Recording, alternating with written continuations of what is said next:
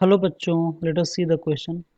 For monoatomic gas, the relation between pressure of a gas and temperature T is given by P is directly proportional to T to the power C. Then the value of C will be bracket में दिया है for adiabatic process. Question ये कर रहा है कि monoatomic gas के लिए प्रेशर और टेम्परेचर के बीच का जो रिलेशन है वो दिया है कि P is directly proportional to T to the power C। तो हमसे पूछ रहा है कि सी की वैल्यू क्या होगा और यहाँ पे ब्रैकेट में दिया है कि एडियाबेटिक प्रोसेस के हिसाब से हमें ये वैल्यू कैलकुलेट करना है। चार ऑप्शन दिया है, सही ऑप्शन का चुनाव करना है। फर्स्ट ऑप्शन में 5/3, सेकंड ऑप्शन में 2/5, थर्ड ऑप्शन में 3/5 और फोर्थ ऑप्शन में 5/2 है। तो आइए देखते हैं इस क्वेश्चन का मेन की कॉन्सेप्ट क्या है और फिर इस क्वेश्चन को हम लोग सॉल्व करेंगे। तो की कॉन्सेप्ट में हम लोग समझेंगे कि ये क्वेश्चन किस फॉर्मूले के ऊपर बेस्ड है। तो यहाँ पे बात एडियाबेटिक प्रोसेस की जा रही है, यानी कि जो क्वेश्चन है वो एडियाबेटिक इक्वेशन से सॉल्व होगा, यानी कि this question is based on adiabatic process. Adiabatic process या एडियाबेटिक इक्वेशन क्या होता है? एडियाबेटिक इक्वेशन, तो एडियाबेटिक इक्वेशन होता है P V to the power gamma is equal to K. ठीक है, यहाँ पे पी जो है प्रेशर होता है, वी वॉल्यूम होता है और यहाँ पे के जो होता है कांस्टेंट होता है और जो गामा होता है ये रेशियो होता है स्पेसिफिक हीट का, स्पेसिफिक हीट कैपेसिटी का एट कांस्टेंट वॉल्यूम और कांस्टेंट प्रेशर पे। ठीक है, तो आइए देखते हैं कि सोल्यूशन में हम लोग को क्या क्या दिया हुआ है और फिर इस हिसाब से हम लोग सॉल्व करेंगे। तो आप लोग देख सकते हैं कि जो गिवन पोर्शन है वो P is directly proportional to T to the power C दिया हुआ है। तो अगर हम लोग प्रोपोर्शनलिटी हटाएं तो यहाँ पे क्या मिल जाएगा? K T to the power C। इसको इक्वेशन नंबर 1 कर लेते हैं। ठीक है, फिर हम लोग देखते हैं कि जो आइडियल गैस का इक्वेशन होता है, we know that ideal gas equation P V equal to क्या होता है? NRT। तो ये जो इक्वेशन है हमारा एडियाबेटिक का, यहाँ पे v को हम लोग t के टर्म्स में चेंज करेंगे क्योंकि जो गिवन इक्वेशन है वो p और t के बीच का इक्वेशन है। ठीक है, तो यहाँ से हम लोग v की वैल्यू को निकाल लेंगे। तो v इक्वल टू क्या हो जाएगा?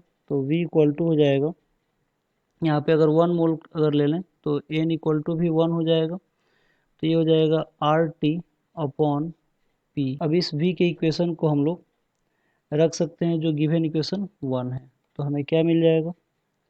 तो हमें मिल जाएगा P और v के जगह पे इसकी वैल्यू रखें तो ये हो जाएगा RT upon P to the power gamma equal to K। ठीक है, तो अगर हम लोग देखें तो यहाँ पे गामा के पावर -1 है, ठीक, सॉरी P के पावर माइनस गामा है और यहाँ पे P के पावर 1 है। तो अगर दोनों को अगर एक साथ इक्वेट करें तो ये हो जाएगा 1 minus gamma R to the power gamma और T टू दी पावर यहाँ पे क्या हो जाएगा? Gamma equal to K। R को अगर इस साइड भेज दे तो R भी कांस्टेंट है और गामा भी मोनोएटॉमिक गैस के लिए कांस्टेंट वैल्यू देता है। तो जब कांस्टेंट को कांस्टेंट से डिवाइड करेंगे तो ये भी क्या हो जाएगा? कांस्टेंट हो जाएगा। तो ये हो जाएगा P to the power 1 minus gamma T to the power gamma equal to क्या हो जाएगा? कांस्टेंट। ठीक है, तो हम लोग देख सकते हैं कि जो P to the power 1 minus gamma है ये डायरेक्टली प्रोपोर्शनल होगा T टू दी पावर किसके? गामा के। ठीक है, यानी कि यहाँ पे अगर P की वैल्यू निकालें तो ये आ जाएगा P is directly proportional to T to the power gamma upon 1 minus gamma. यहाँ पे ये अगर इस साइड आएगा तो यहाँ पे माइनस हो जाएगा यहाँ पे। ठीक है, तो P is directly proportional to, एक बार नीचे भी अगर माइनस अगर कॉमन ले ले तो ये हो जाएगा gamma upon gamma minus 1, T to the power gamma upon gamma minus 1। ठीक है, अब इसको इक्वेशन नंबर हम लोग 2 कर लेते हैं। तो हम लोगों को अगर इक्वेशन फर्स्ट और सेकंड को, इक्वेशन फर्स्ट एंड सेकंड को अगर हम लोग कंपेयर करेंगे तो हमें क्या मिलेगा from equation first and second? तो आप लोग देख सकते हैं कि जो फर्स्ट इक्वेशन है वहाँ पे दिया हुआ था कि P is directly proportional to T to the power C और यहाँ पे दिया है P is directly proportional to T to the power gamma upon gamma minus 1, यानी कि gamma upon gamma minus 1 equal to यहाँ पे क्या दिया है? C। अब मोनो एटॉमिक गैस के लिए, for mono atomic gas gamma की जो वैल्यू होता है ये होता है 5/3। गामा इक्वल टू होता है 5/3। तो इसकी वैल्यू को यहाँ पे रख सकते हैं तो ये हो जाएगा 5/3 upon 5/3 minus 1 equal to C।